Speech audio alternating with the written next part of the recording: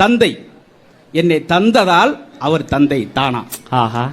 தாத்தா என் தந்தையே தந்தவர், 2 தான், அதனாலதான் தாத்தா.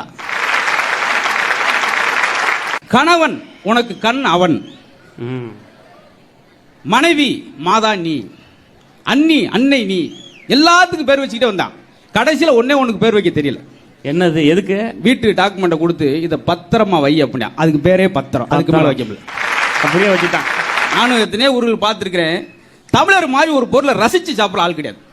வெளிநாட்டுக்காரன் சின்ன ஸ்பூனு, ஜப்பான் போய் 2 குச்சி கொடுத்தாங்க, இதில் எடுத்து சாப்பிடுங்க சார். இப்படி குத்தி இப்படியே கொண்டு வந்தேன்.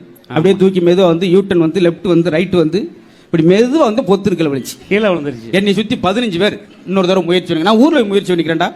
ஆனால் நம்ம ஊரில் சாப்பிட பார்த்துருக்கா கல்யாண வீடு காதுகுத்தில் இலையில ஒளி ஓடும், ஹோ ஹோ ஹோ ஹோ ஹோ ரசத்தை விரட்டி பிடிக்கிறான்.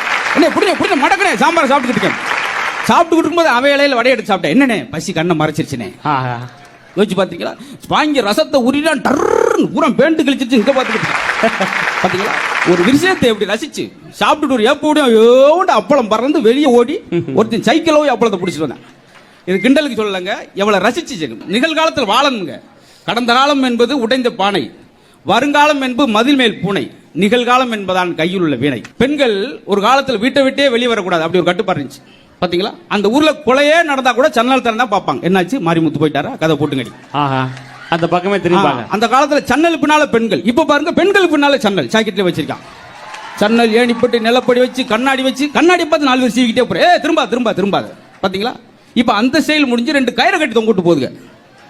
வீட்டுக்காரருக்கு ரெடி 2 கயிறு தொங்குது, உனக்கு மட்டும் டவுசர் 2 கயிறு தொங்குது. அப்புறம் உடை நாகரிகம் அற்புதமான விஷயம்.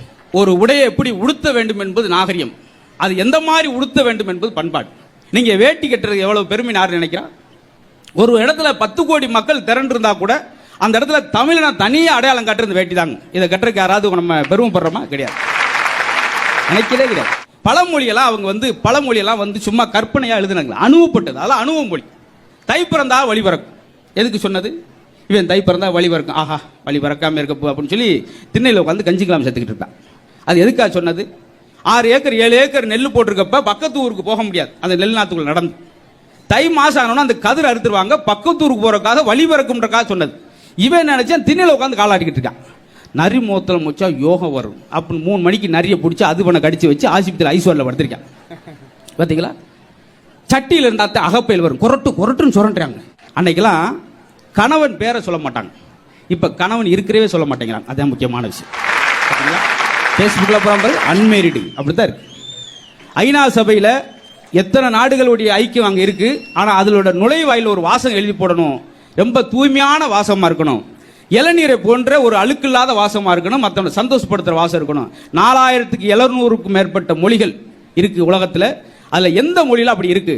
யாதும் ஊரே யாவரும் கேள்வின்னு சொல்லி தமிழ் வாசகத்தை ஐநா சபை எழுதி போட்டா பார்த்தீங்களா? இதுதாங்க நம்மளுக்கு கிடைச்ச. Download Moj.